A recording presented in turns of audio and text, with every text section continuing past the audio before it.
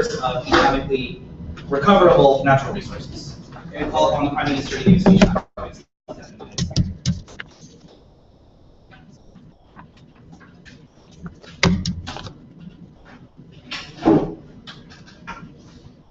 Mr. Speaker, we see when large reserves or large natural large reserves or large forests are located over natural resources areas, we see that the country has the capability to decide on their own if they want to extract these resources, and we think that they can extract it to the best of their capacity. We think it's legitimate for them to do that. A few characterizations for you in today's debate. First, we characterize these wildlife areas as sitting above mass amounts of oil or something or other natural resources that can be extracted. Second characterizations, we see that they can be extracted and they're easy to extract and that they attract a lot of foreign direct investments, which we'll prove later in our case, right? But furthermore, what are our mechanisms for you today, right? But before that, what's our stance? We say that to stand on their own, these countries need the financial capability to benefit the environment in the long run, right? If you want to help the environment, we say the best way for countries to do that is to have the economic capability to benefit them to begin with, right? A few mechanisms for you today, right?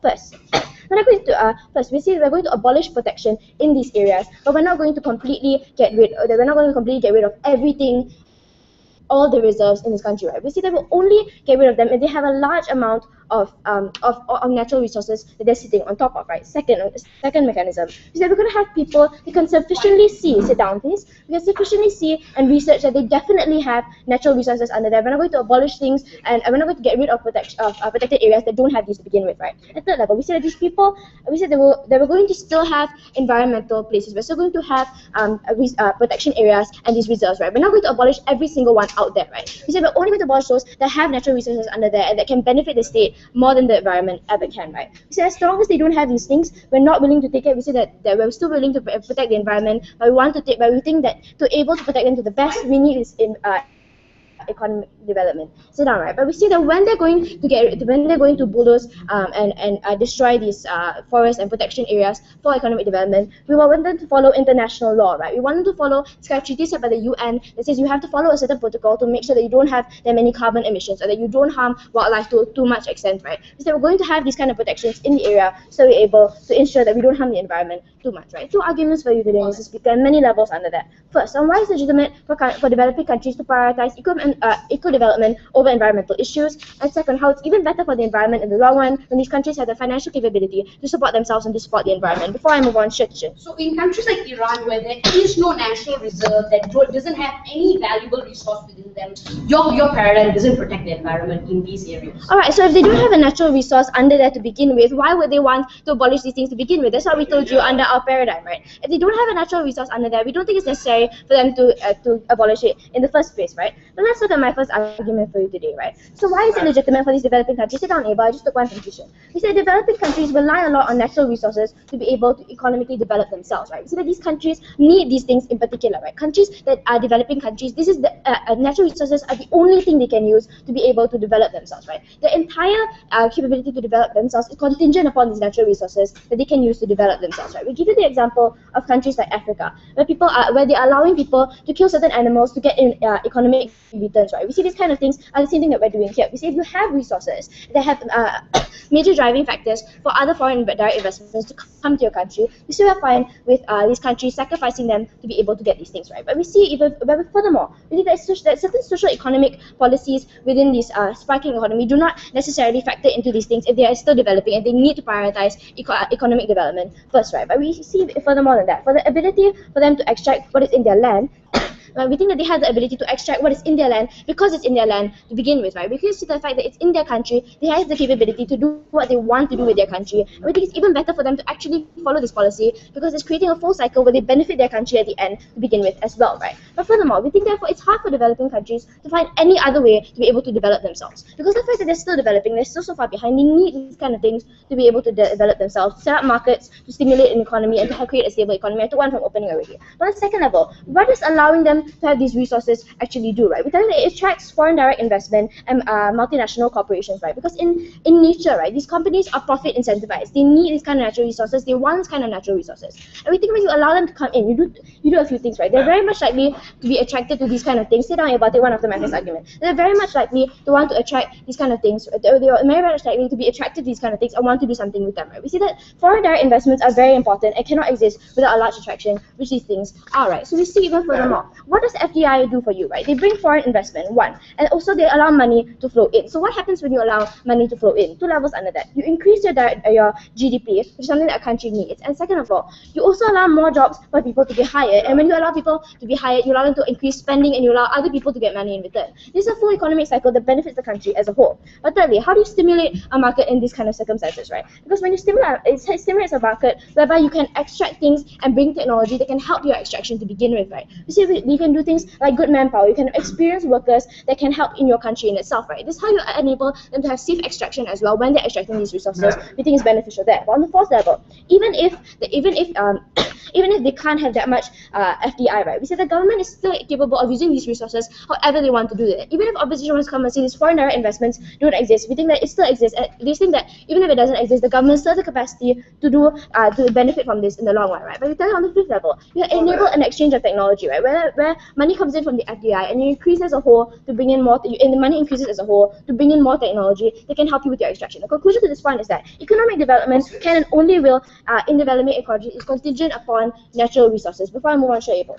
Ma'am, do you know there's a key that is contributory in nature, where you tell people to follow and abide by the laws of the US, but you actively allow these individuals to harm the environment as a whole? Okay, this is where my characterization comes to full effect, right? Because we're still allowing them to have this kind of a campaign for environment or things like that. We're still allowing them to have protected environmental circles. We're just saying to you right now that sometimes to be able to protect the environment to the best of your capacity, you need economic development to be able to protect these kind of things. And I'll tell that to you and prove how we better the environment on the outside on my second argument, right? You see, it's even better for protecting the environment because the best way. So what is the best way to ensure that we protect the environment? We say that you need two things, right? You need a capitalistic. How is the best way to preserve the environment? You can get two things from this. You can get catalytic converters and you can get green technology, right? And these two things can better have kind of protection over wildlife and have better protection over your environment as a whole, right? We see it's contingent upon you having financial or economic stability to be able to do this in the first place, right? The second level, we need to analyze the psyche of developing countries, right? Their only really focus right now is not protecting the environment to begin with. Their focus right now is to be able to help the people on the ground, and their problems on the ground right now is their economic development. So we see that the psyche of these developing countries to begin with is even better for them to be able to that they want to help build their economy. Then only go to that. We think that that's natural, and only when foreign direct investments can come in and they can be able to build their standards on their own. And when they have a good economy, that's when it's better. But how is that check and balance under our paradigm? We see when they're so high up and they have this kind of public scrutiny, this is when they won't do things that are too much, right? We give the example of the Indonesian haze when they're under public scrutiny because of the fact that they didn't want to resort to their haze. We think the same thing will happen under our paradigm.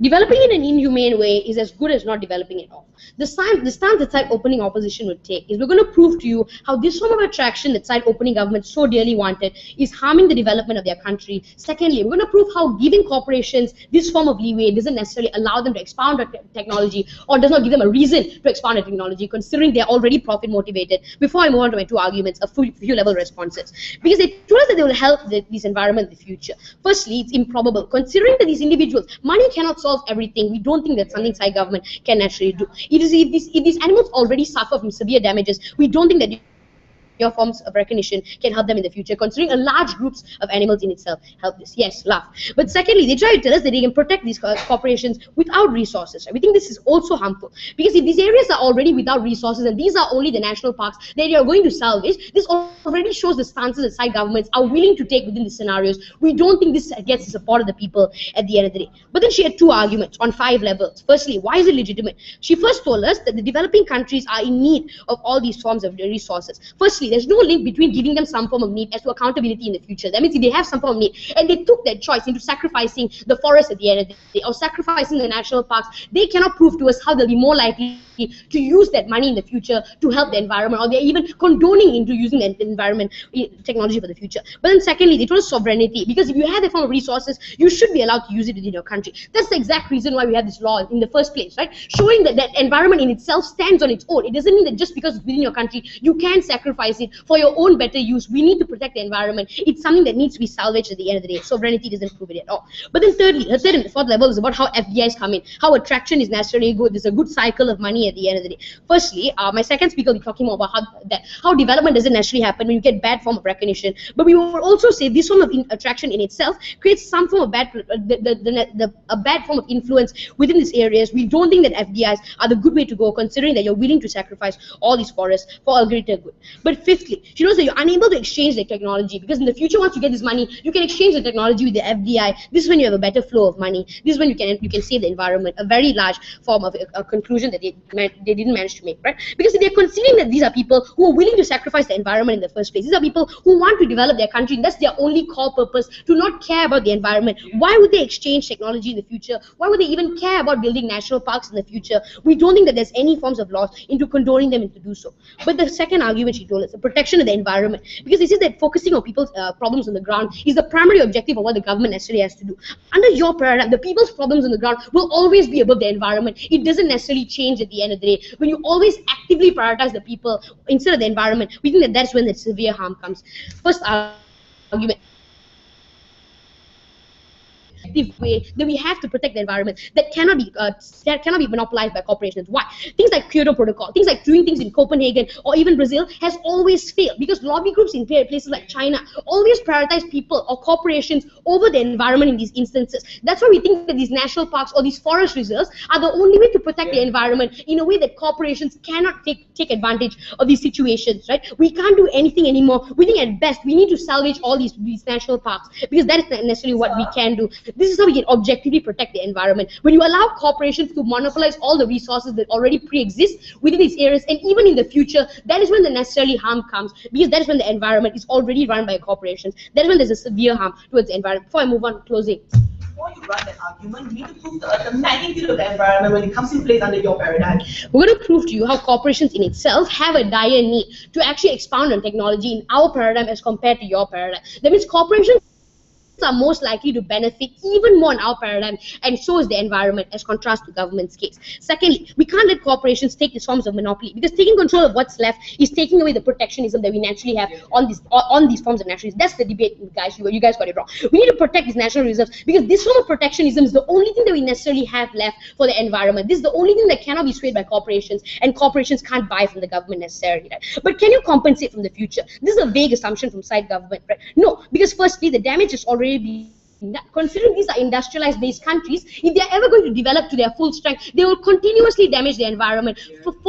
Furthermore than these national parks in itself, we think that this is something that we need to protect in these instances. But even if you can compensate in the future, it won't be as effective as it necessarily was, because in status quo these countries are already developing. But the question then becomes, would you then sacrifice the environment in a larger form of development, and in the future the environment being stagnated, or would you allow these countries to develop with the environment as a whole, or to change the forms of industrialization that they naturally have into being more eco-friendly, whether it being now or the damage is already done in the future? So a conclusion to this is that we think that the only way that we can protect the environment is for allowing these national reserves to exist. Because when you take this away, this is when nothing stands at all, Mr. Speaker. This is when all the resources are already extracted. No. But secondly, it gives corporations more of a reason to spend. This is what is in good name of corporations. Why? Because corporations are most likely to do things that are profit-minded. That means they don't see a necessity in investing in new technology or investing into making things more recoverable at the end of the day. This is why it's so important, this debate, right? Because when you give corporations no other option but to invest into technology that makes other resources recoverable, not just under these national reserves, that is when these corporations are most likely to prevail. That means if you don't allow them to take the resources under this national park or this wildlife reserve, they are more likely to expand on the technology to take resources from other places that are more eco-friendly, that don't do damages towards the environment. This is good. Why? Because even if corporations don't see this, they do make profit at the end of the day in more areas than not. This helps the this helps the country develop in a way that it doesn't damage the environment, but furthermore, it allows the country to develop in an international pace and international forms of recognition. But fourthly, what happens if you don't necessarily do it now? Because will corporations ever protect the environment? We don't think so. Even if corporations were to expand on the technology in the future, it won't be of any use anymore because nothing is left at the end of the day, Mr. Speaker. Why is this necessarily good? Because if corporations necessarily expand their technology now, or if corporations are more likely to pour money into building more technology that make other forms of resources recoverable, that is when we save the environment. That is when this country as a whole develops to be more recognizable or develops to be more better in the future. Why is this good? Because when corporations spend more money, or when corporations develop more technology, we think that the development that side opening government so direly wanted can happen anyway. But this can only happen when corporations which are profit-minded have to abide by the laws the government already sets at the end of the day. Something that they will never do, given the fact that they're so greedy and they want all the money that naturally exists. Allowing them to develop, allowing them to gain profit, and allowing the country as a whole to get that form of benefit is something that side opening opposition wants. We seek to protect the environment, we seek to develop the country, but only in a way that doesn't necessarily do anything that's counterintuitive to all the other causes that they stand for.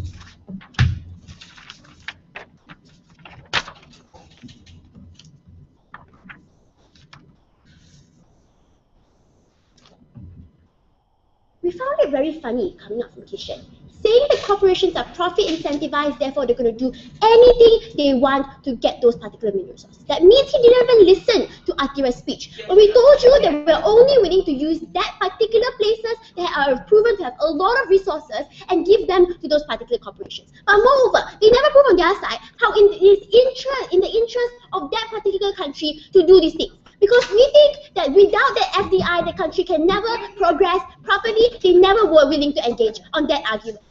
We think that even if the corporation is to a certain extent so harmful in that situation, they are not going to change anything. Because especially when they help us prove the idea that corporations are going to lobby for those things, then we think under your side, those corporations can lobby for anything as well. Because what your characterization is that profit they can lobby in political things and fund political campaigns, that means they're more likely to fund anything. We think under this circumstance, we are proving to you how we need to allow for that kind of leeway to be removed, and we want to provide the kinds of check and balances that exist. But only the state can prove, only the state can allow for that that those FDIs to come in, for those corporations to come in and set certain check and balances whereby they won't go out of their way to harm the environment. That's what our case for today. Kishan obviously misread us. No, sit down. Now, what's the thing that they try to talk about? Number one, they wanted us to prove how we're going to use the money in the future to save the environment. That means they never listened to Atira's speech. Because we told you that right now, the only thing that they're going to focus on are the things like economy development. Therefore, even if they're going to save all these parts and do all these things, they're not going to do it to the best extent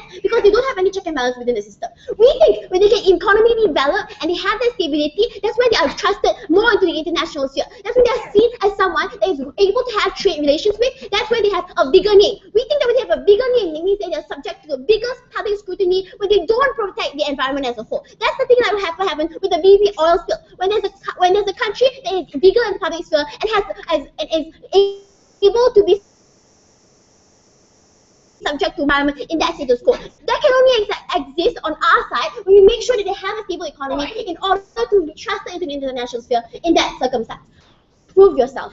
The recognition that you want is already contradictory under your side, because if the BP oil spill happened by accident, your side is willing to give international recognition to not protecting the environment at all. How is this good under your paradigm?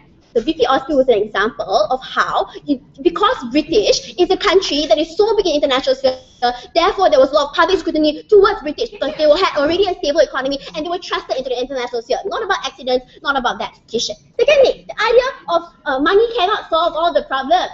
Hello, even if money cannot solve all your problems, we think that money at least comes on our side. And your side that is completely lacking, you do not allow for them to progress and but thirdly, on the idea on how you will destroy their image because they are willing to sacrifice certain things. We think number one, countries like China are really damaged in the status quo and yet they're doing perfectly well. But secondly, we think that if we're willing to give up certain things that certain things that are really not so necessary in status quo. When we need to give up those things for economic development, that ultimately will bring them to the kind of public scrutiny that we want to put. But lastly, the idea of all this idea of Copenhagen, right? How they cannot protect all these corporations and all these kinds of things. Number one, we think that it still will happen on their side anyway, because the things that corporations can do are already to an extent that are extremely harmful. If you're going to say that corporations are going to do all these things, that means under our side, the corporations have already been able to lobby for those things and have already been able to force companies, to allow for companies to come in and extract those things. We think that we're not living in that world of debate. We're living in that ability, and we're going to prove to you how it's in the interest of these companies to do so. But lastly, on the idea of corporations will be willing to go to other places where they are more eco-friendly, and they're going to develop those places and harm the environment as a whole. We tell you that we're going to be it's even better on our side when the state is able to provide those check and balances. When we allow for you to come in and extract that particular place, we're going to be able to watch you and curb the ideas and the problems that you face in that circumstance. Under your side, when you only allow for corporations to lobby in those circumstances, then you are the only side that will allow for them to do anything at all and have any form of extraction without any check and balances in that status. We think it's harmful. But lastly, the idea of Abel's POI, right? The idea of it's contradictory to abide by UN's laws. Number one, UN's laws is not legally binding. That's why you have a lot of countries that are doing a lot of harmful things towards the environment as a whole. We think that especially things like Copenhagen and all those things is something that you subject yourself to and not something that you have to follow anyway. Even if it's contradictory to UN stance, we think that any other country, a lot of countries, even US, which is a large major stakeholder within the UN itself, already does things to harm the environment. We don't think that that point stands. Abel. We think that's quite funny how you say people will not necessarily follow international standards. Yet you're making corporations want to abide by your regulations in order to achieve your benefits. We don't really understand. I said that sometimes states are not willing to do those certain things to allow for economic development. But we think on our side, when the state allows for at least some form of economic development to be there, they have a greater incentive to protect the environment and to make sure that those kinds of expulsions by the corporation is something that is proper and is not something that goes out of hand. What is my argument for you today? We think that countries, when they are able to impose MNCs to do certain social goods and development towards these countries when MNCs enter, is something that's mutually exclusive on our side. Because when we have natural resources that are able to be recovered, something that's a large chunk of the FDI, a large chunk of profit that FDI will definitely enter into, and MNCs are extremely attracted to. We think that the country in the state itself is able to impose certain things on these particular corporations to do, especially when the country in itself cannot do certain things and cannot do certain things within that country itself to do things like providing scholarships, to building schools, to be able to build infrastructure within those areas that they're extracting. We think it's even beneficial on our side. We allow for those MNCs to enter and we impose certain things on those MNCs to be able to develop economically and develop infrastructure within those areas. What are these things, right? We can give you examples like BP and Petronas in Malaysia. They are the people that are supposed to give certain things like scholarships to build certain schools within those countries to help them develop economically and socially as well. This means that they have to be imposed in order to come into those countries. They have to do a certain thing and give certain benefits towards that country. We think it's even better and only mutually exclusive on our side. We will allow those MNCs to enter because they are attracted to this particular benefit, and then what happens then is that they are obligated and morally and economically obligated to do these particular things that will only benefit our social group in this situation. Especially when the state in this situation are unable to do these things and have no capability and money and financial capability to do these things. We think that we will allow MNCs and impose on them to do these particular things. We think it's even better on our side when they have the obligation to do that. We think we help the country economically and socially as well.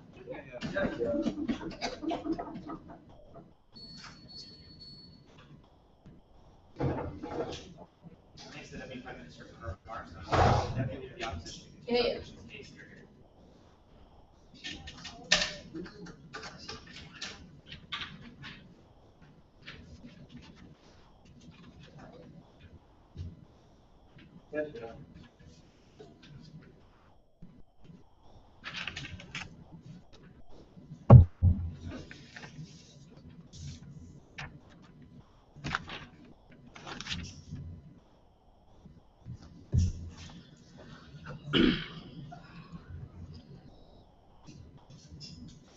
In a place where we didn't have any more choice, the place where the only choice that we had to protect the endangered species, trees that we never find in other countries trees that take 100 years to grow. These are places that they will forego because they want economic development, because they want FDIs to come in. That can also happen under our paradigm because you force them to create new technology, because you force them to make or extract oil in a way that doesn't harm the environment, because there are always other places, but you choose not to do it because you don't have the technology, because you don't have the money. We force them to to come up with the technology. We don't think innovation is the problem in today's debate. A few rebuttals before I move on to my point.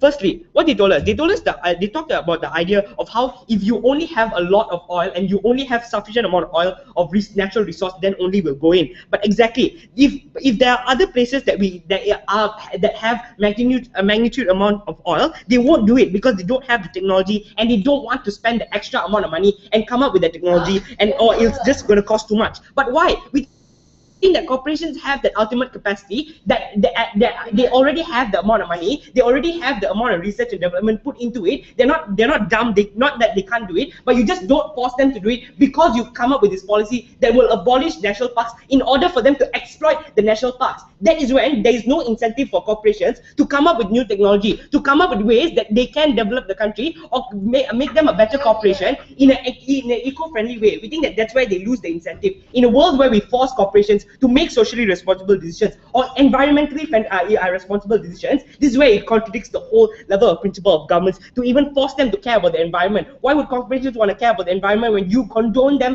to not care about the environment and exploit the only form of sacred environment that we have left? We think that it's very hard for people to change. That's why we need to protect this the national parks. We need to protect the places where we cannot mess with at the end of the day. Have a seat. Secondly, this is where the major contradiction came up. Eliza told us that a lot of countries already do it. Exactly. And then she gave us an example about China, on the country that pollutes the most in the world. We think that these are from the circumstances where they are willing to forego every other environmentally, socially responsible decisions in order for economic development. We think that we don't want to support this because we think that all the other harms are all the other benefits that he talked about improving the GDP of the country, about becoming a developed country, can also happen under our paradigm, but just not in a way of abolishing national parks, Mr. Speaker.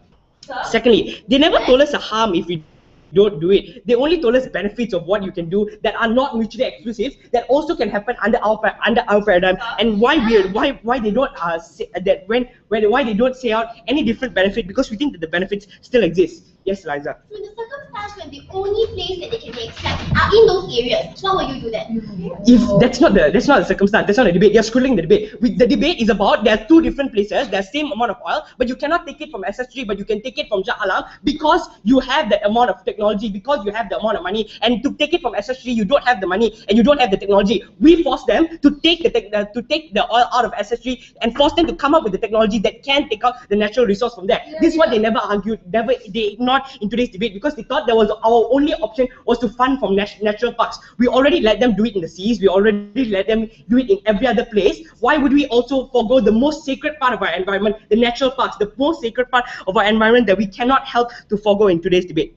Then they talked about the idea of FDIs. Have a seat. This will be integrated into my substantive, which I'll move on into now. Firstly, why is it justified for corporations to forgo, or not? Why is it not justified for corporations to forgo the environment in order to become a developed country? First of all, in order for FDIs to come in, why can't they come in a way that will provide for things like green technology or eco-friendly methods that already countries expound on? Corporations have the money, they just don't want to do it. So we force them to do it and make FDIs that come in. That means that companies that want to come in your country also have to be green technology, have to be eco-friendly, and the methods that they use have to be environmental friendly. This is the reason why a lot of historically pollutive countries that have massively polluted in the past have never forgot and have never listened to these kind of policies, because they always screwed the environment up in the process of becoming a developed country. This will never change under their paradigm, because in order for a country to develop, you have to pollute the environment. What kind of a chronology is that? We think that that's what we want to change today's debate, because if your country is the one that will protect the environment, that means in order for you to extract oil from that place, you have to come up with the technology. That means the FDI that comes into your country, that brings in their workers into your country, also has to be work with the technology and work with the more amount of money that you will have to spend in order to get out the natural resource at the end of the day. Then they told us that corporations don't want to do it.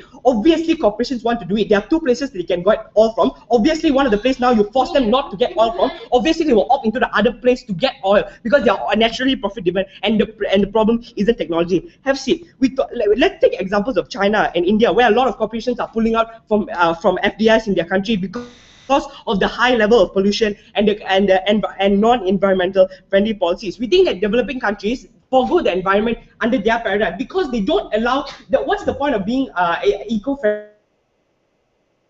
now, because the damage has already been caused. Like Kishan told you, like now you want to fund in green technology and so on and so forth. We think that won't be enough because the endangered species that you want to harm wouldn't be there anymore. They would have been died. The trees that you want to cut down in order to get the oil will never grow up, or even if they grow, it'll take a very long time because they're unique species that we protect in these national parks. We don't think that we want to forgo this. In which paradigm do we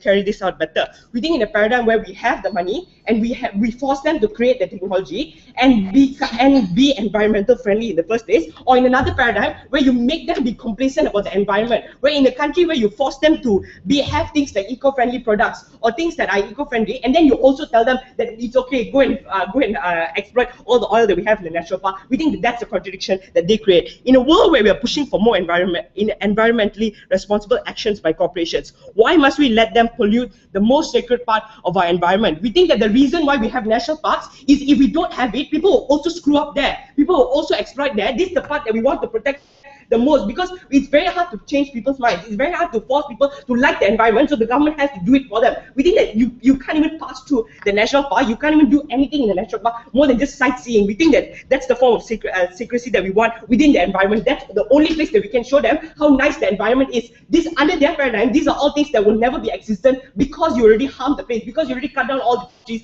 in order to get all. We think that why must you be complacent in order to forego and become economically developed countries? We think that every other thing that they say can happen under our paradigm. We think that we do it in a better manner.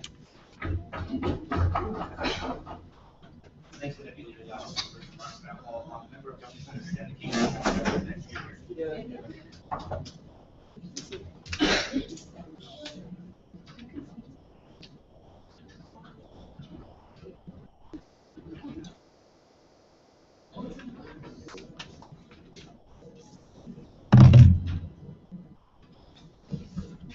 Luke and I will be the first one to draw to you the link that the moment this policy is implemented, there's a large amount of international pressure, lobby groups, environmental lobby groups towards the state to invest in a more greener technology that can translate back into society, which means the deforestation that's done is a huge thing towards society. It will be discussed a lot on the ground. That means that the state will only be pressured under our side to refund into research and development for what is best to do to do the deforestation and the degradation of the forest, and how do we best accord to those circumstances. But also, we think that research and development can translate back to society in the future, in the long term. We think our side accords for the balance of economic and environmental benefits, something that the opening debate got lost in, right? But let's look at, I'll answer two questions in my speech. Number one, what is the ideals of corporation? Is there actually damages? Number two, is there actually harm that could accrue to the environment under our side, and why is it very harmful under their side? Number one, for the first question, are there corporations, and the argument Kishan tried to run? We think that this argument is what he said was monopolizing, and how their profit is incentivized under our paradigm we allow for exploitation of resources. Number one, we think this argument is under argument for better regulation, and we think that's something that you can necessarily mitigate, right? Number two, we think that the state, who gave up a large revenue, such as their national parks and their national reserves, we think that the state had the natural incentive to force check and balances within the system. You can put economic roof on the amount you can invest. We don't think there'll be any monopolization towards one company that can exist. Number two, we also think we will also want the incentive to nationalize those institutions that we talked about, because of the idea that they want to reap benefits. Because the moment they give up their own revenue, we think it's for the ideas of the state to get back the benefits. We think that if you allow corporations to monopolize, we don't think it necessarily happens, because the corporations are the ones of the state. Moreover, we don't think that the state will give up control when it comes to the foreign direct investors, especially when there's a risk of them not gaining back the benefits. We think it's a perverse policy that we will never ever defend. But fourthly, what's happening under their side and what's actually going on with corporations? When states are in a scarce of money, corporations will incentivize and pressure the state to get the benefits as much as possible, which means that the corporations will force states to remove protection, to necessarily expound on areas that are necessarily not naturally recoverable, which means that there's other areas who could be harmed in this circumstance. The corporations will force the state to necessarily extract from those situations. We think that under our policy, when you remove protection from places that are naturally recoverable, which means that there's large incentive for it to be able to be stable in the long run, we don't think that under their side, corporations force state to remove it from lands that are naturally recoverable. That's way more harmful because you can never get back those resources under their side. So which means that the corporations will push state to necessarily invest in things that could be more harmful towards the environment. That's what's happening under their side. Before I move on, Nimilan. So if we already let corporations get out oil, if you see the place, but the only place that we don't let them get out oil or natural resources from is from this national park. Why must you forgo the only place that we don't let them screw up in? We think there's a subjectivity when it comes to the lands that are protected.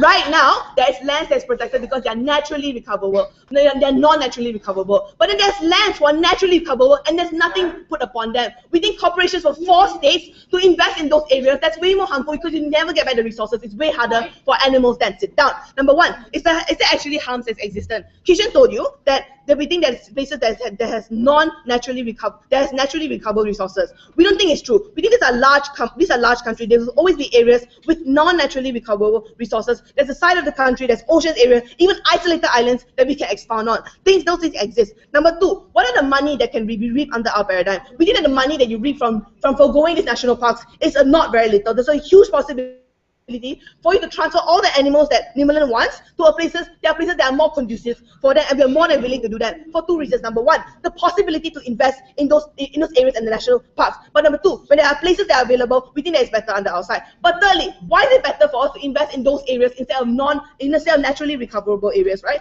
Because we think that the money that you reap from those situations can make those other places more apt and more conducive for the animals that can we live in. We are more than willing to invest in those situations. But number four, even if in their worst case scenario, we have the money to invest in alternative energy resources where we can accord to any individual that's harmed within the circumstance, we think those things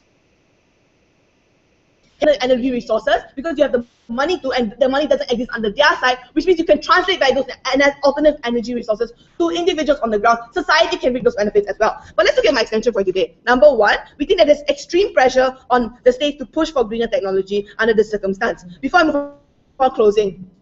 Man, we don't think that the idea of moving animals will necessarily exist because number one, you are taking away all forms of protection, right? And even if it does exist, you have to prove to us why there would then be an incentive for these individuals to want to invest in those areas in the first place. When you remove animals, you obviously as a state will know well enough to not kill those animals. You have to move them into other areas.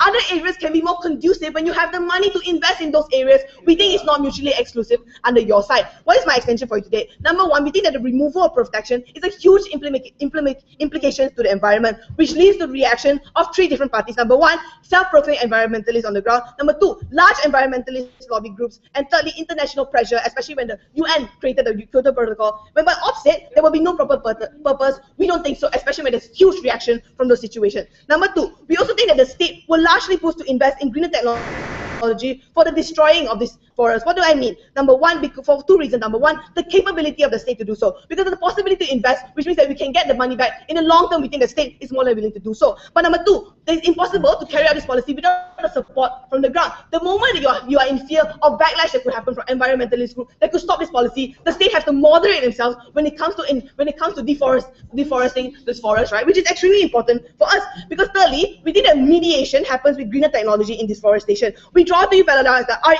REDD, reducing emission from deforestation degradation, that was implemented at the UN. How did this happen? UN had vested interest to helping third world countries when it comes to developing. That means that they were largely incentivized financially to help this country, but the same time, they implemented REDD, and REDD was directly invested into what is the best way to moderate deforestation and how's the greener technology that we can help deforestation in accordance to that, right? So which means that the greener technology that we invest in is a spillover of benefits for any deforestation that can happen in the long term in the future as well, which means the greener technology used now may help you within the circumstances, but number two, it can help you in the future as well. But fourthly, we think research and development are only incentivized under outside because there are large lobby groups who reacted to what the policy of the state, which means that research and development will naturally be incentivized under outside. We think foreign direct investors also have a huge capability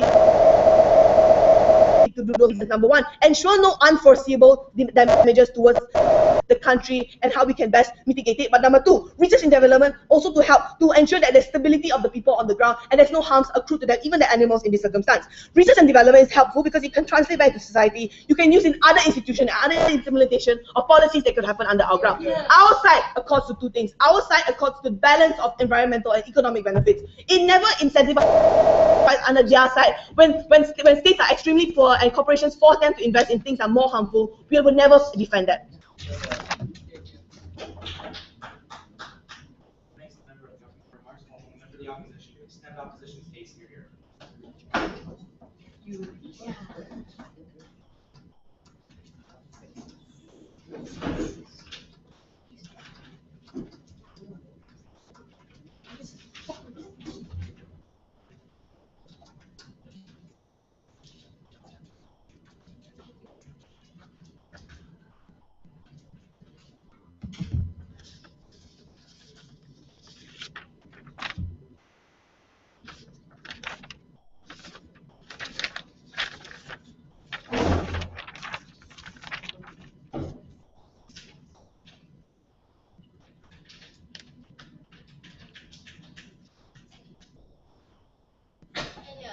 Okay.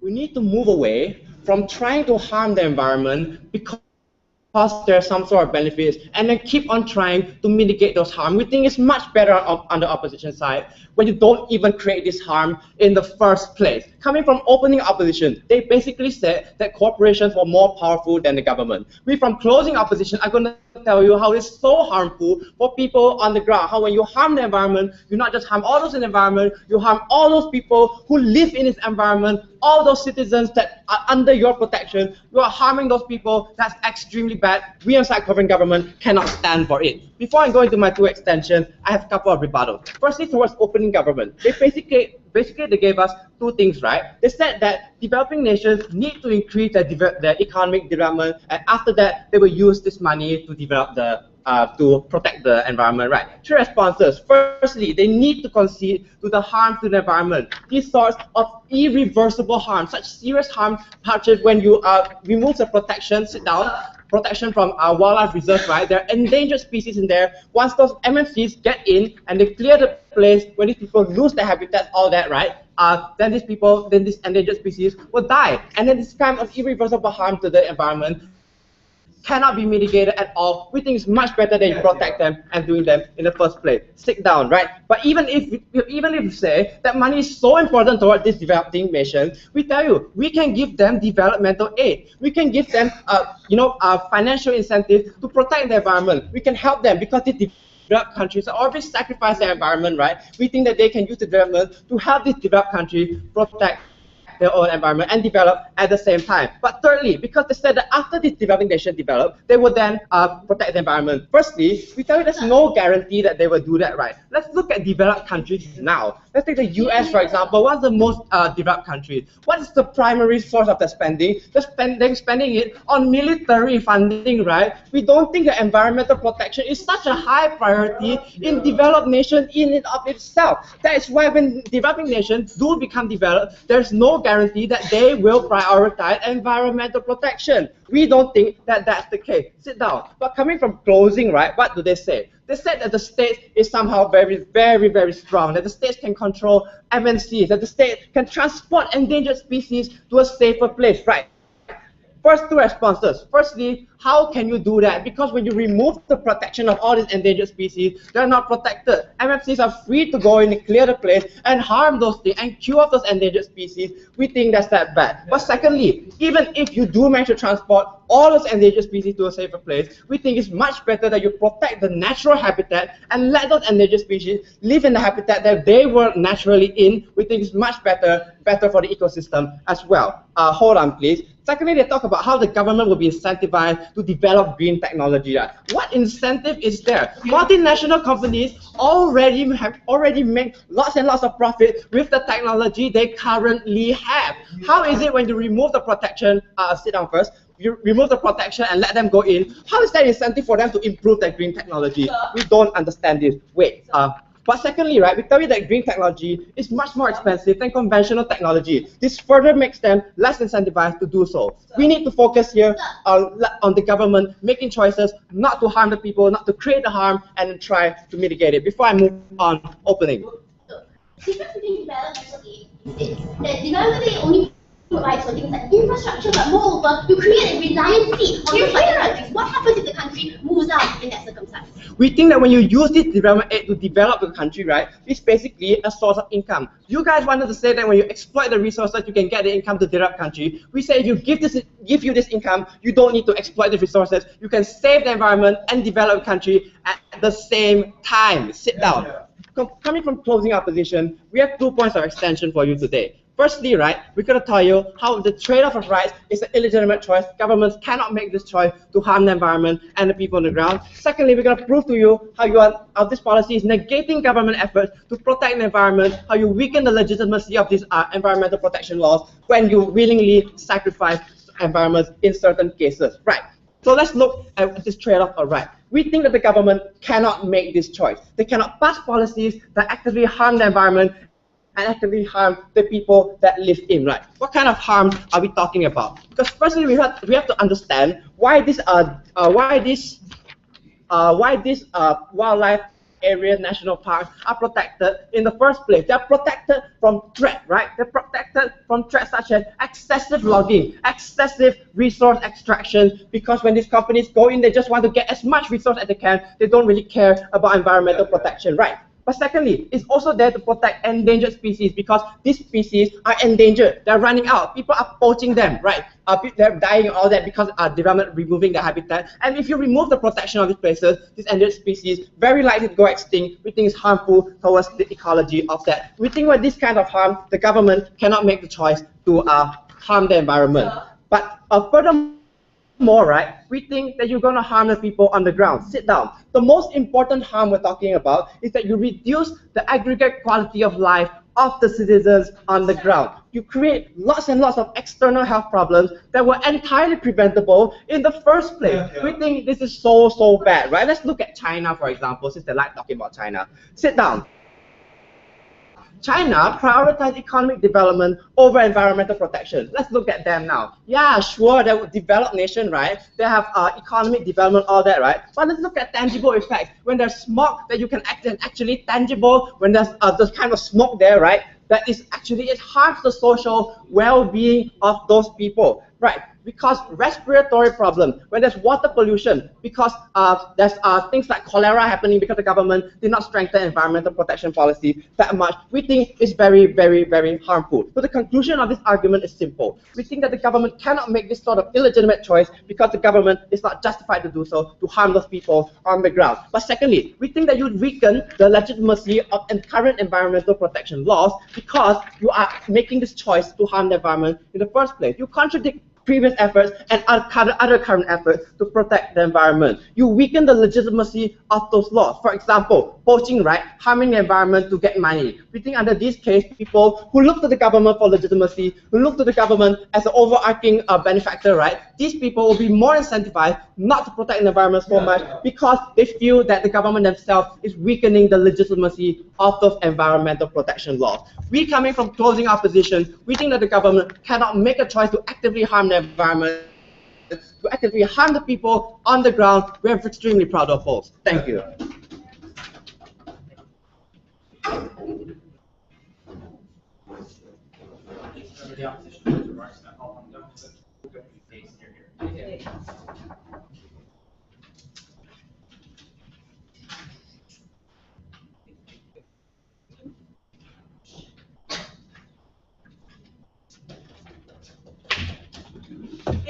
Yeah.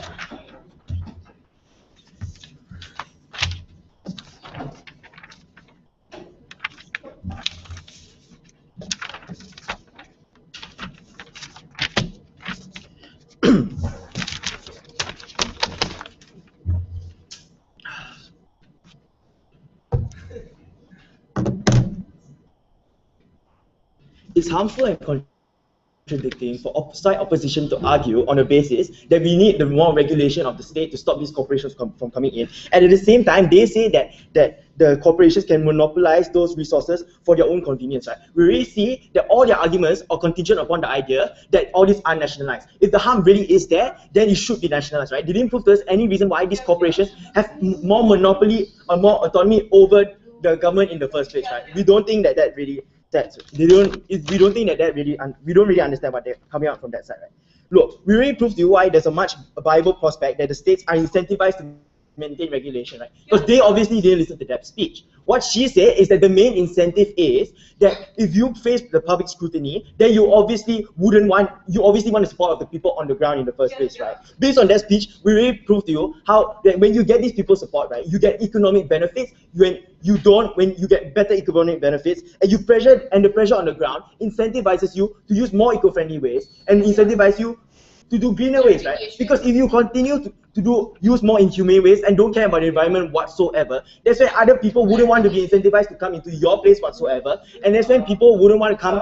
That's when people will scrutinize you as the government for not protecting the environment on the ground, right? We don't see how that's necessarily true.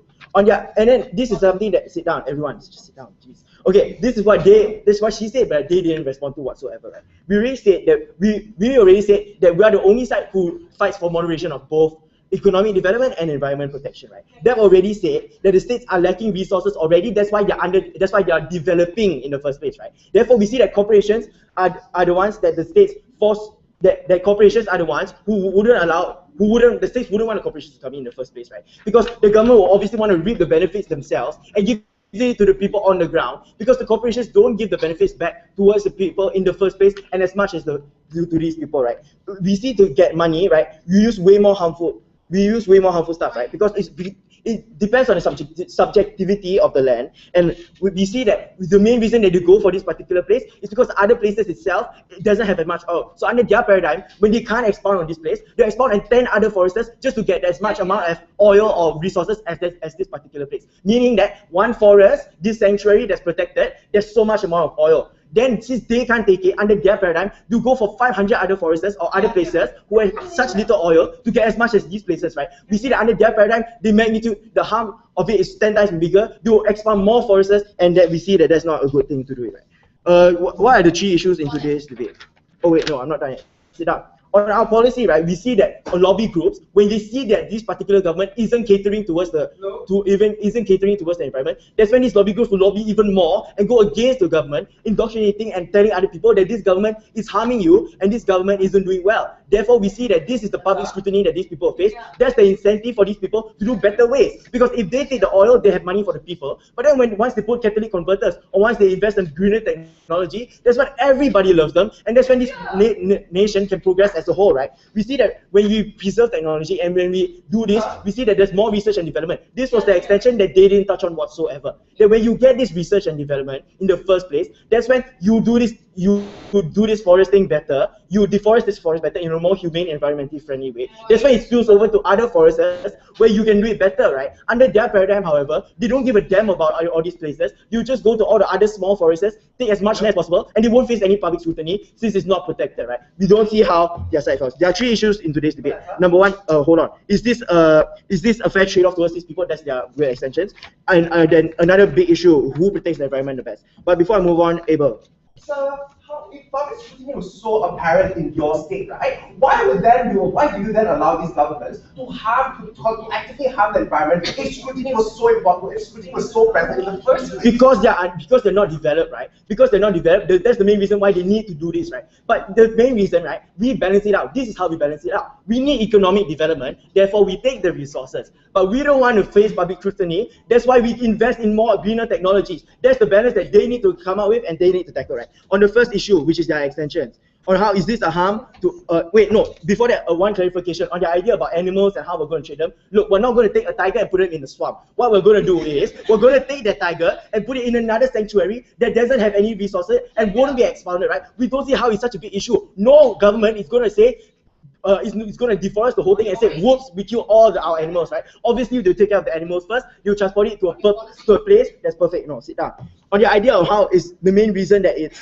that the main reason it's protected is because of excessive logging and we need to protect endangered people, right? We already proved to you how the government, how our side removes the protection, right? This incentivizes the government to make better ways to do this stuff and better ways to protect this particular place, right? So even if what they're saying is true, that when we take this down, it's very harmful, we see that the utilitarian benefit is this, that once you get scrutinized for taking down that particular place, that's when you're incentivized to take care of even more of these places and reforest these places and make sure to put better laws to these places that doesn't have oil on the ground, right? And then this is what the part that I love the most. People on the ground will suffer. Look, under their paradigm, the main reason why this place, the people are already suffering on the ground because it's not developed in the first place. The government doesn't have enough resources to give towards the people on the ground, right? The government is obviously not economically stable, therefore can't get many corporations to come to that place, or therefore cannot protect the people or stop the poverty in that particular country or any slum. They can't develop the infrastructure in that place and provide even more jobs for these people, right? Under their paradigm, however, what they are doing is that when this forest is there, the forest is just there. Like the people on the ground can't get any jobs whatsoever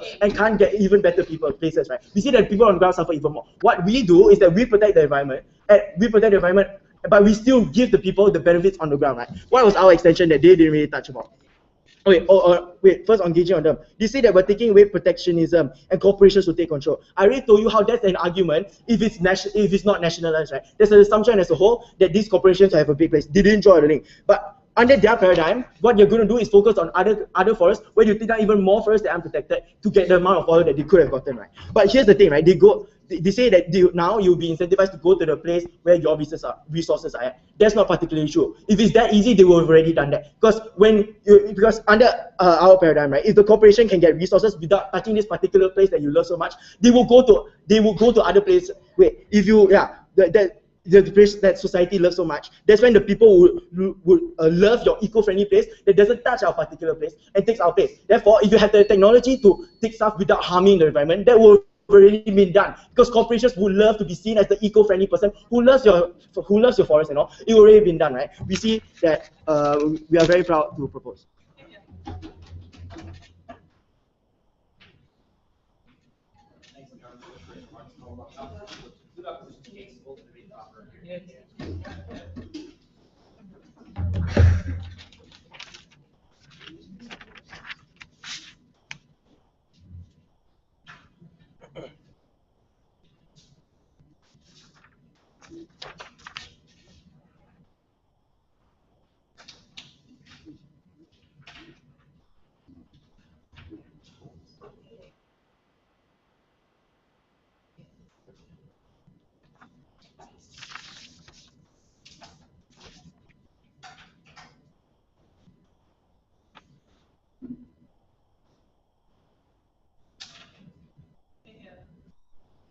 This is a prime example of how an underdog team is going to take the debate. Mr. Speaker, we have one major issue for you today, right?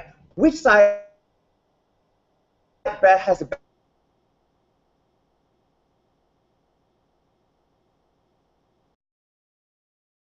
visit to the model was this. We are going to abolish, but we're not going to get rid of all the reserves per se, and we are going to also argue that environmental protection would still occur. Let us now break that logic, right? Because number one, in order for you to get enough money to develop, these reserves has to be really damn big, right? It has to be so big that you will be able to get a lot of money in order for you to develop.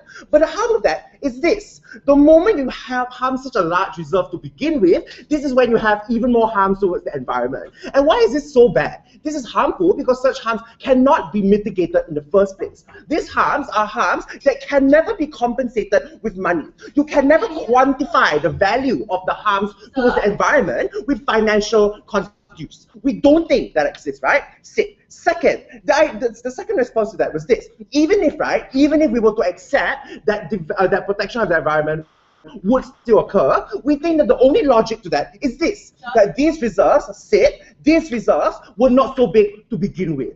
Why on earth would you then want to subject the environment to harm when you don't get marginal profits, right? We think that this is very, very harmful. Because number one, the reserves are not that big, so they won't necessarily generate enough money. And number two, people would not be incentivized to want to protect the environment after. We think that there's a logical leap under their side, whereby they made this assumption that the moment these individuals are developed, they would then be able to want to protect the environment. They would then have the incentive to want to protect the environment. We don't think that exists. We think that there's a logical leap. We think that we need to break that gap. Let's now move on to closing government, because the whip was something very funny, right? He accused us of not attacking the extension. Well, number one, we don't think the extension was necessarily an extension to begin with, but let us deal with it anyway, right? Let's look at what closing government wanted to say. Number one, they wanted to move the animals away because they thought that this was a mitigating factor. They want to protect the environment. They want to protect these animals. Well, we have to understand two things. Number one, things in these protection areas aren't necessarily just animals, right? They are also like floras. They're also trees that take a long time to grow. It's very important, right? But let's move away from that logic. Number two, we don't think that the protection would then occur when you now abolish all forms of protection towards all forms of these areas. How then will protection happen when you don't have a stick area or standard area whereby all these animals can no longer be harmed? You make the gray area of where we can and cannot extract resources even more difficult, even harder to see. Why? Because you are making it sound like we are no longer allowed to protect any form of areas. We think that is very, very harmful. But the third response to that is this. We think that the moment you put all these animals in one standard area, you are not allowing these animals to have the best form of quality of life, right? But let's move on from that. Second thing they talked about, the idea of green technology because of scrutiny. Hold on there. We think that this is quite funny, right? Because number one, the first response to their so-called extension was this. Why would people why would you allow people to want to actively make that choice to harm the environment when there's a form of scrutiny to begin with?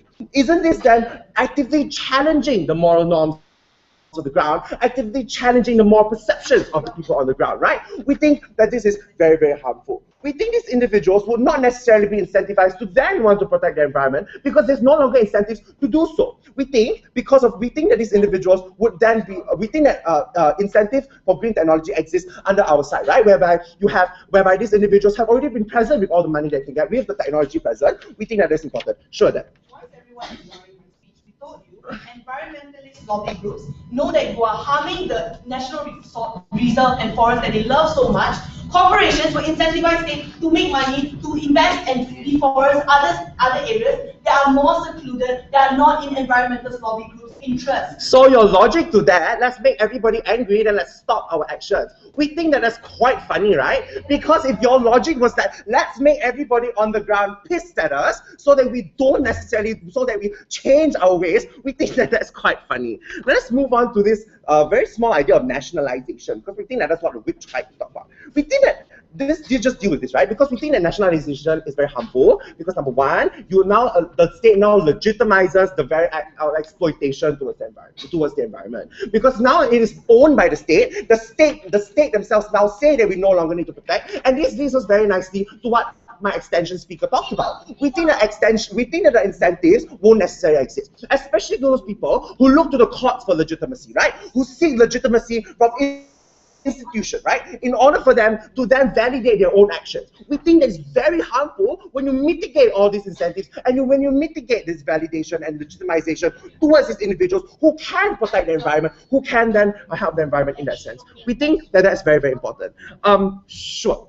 How are people more likely to react? Are they going to be angry that the state sacrifices a few animals and a few trees? Are they going to be more angry that you are leaving them in a position of no jobs, no GDP, and inability to progress the economy? Look, we think that you're exaggerating this characterization, right? We don't think that the people on the ground, like every single individual, are dying. We don't think that necessarily exists. And even if this were the best case scenario on our side, we've already told you how there are other alternatives. But these alternatives don't have that lifelong harm that you people have under your mechanism. Mr. Speaker, let us now talk about why we have the best interest of people in mind, right? Why closing opposition in particular has the best interest of the people in mind. Because government as a whole talked about how people will then be developed, green technology will develop, everybody will be happy, everybody will sing kumbaya. We think that this is very, very harmful. Because now, number one, we think that jobs can still be given under alternatives, right? We think that the government can never be allowed to make these decisions, especially when these decisions actively harm the people on the ground. What are the harms that closing opposition talk to you about? We talk to you about how you have harmed the environment as a whole, how you constantly emit carbon footprints, how you can't have even more pollution than you already have. We think that all of these harms can already be mitigated when you don't pass this policy to begin with. Our characterization still stands, whereby we told you the entire reason why people place protection over these areas is because of the excessive logging and excessive exploitation happening in status quo. That is what my extension speaker talked to you about, Mr. Chair. So we think that the idea of development won't necessarily exist under their side. We care for the people. We think that the government is not allowed to harm the people, because the moment the government harms the people, the government is accountable to no one.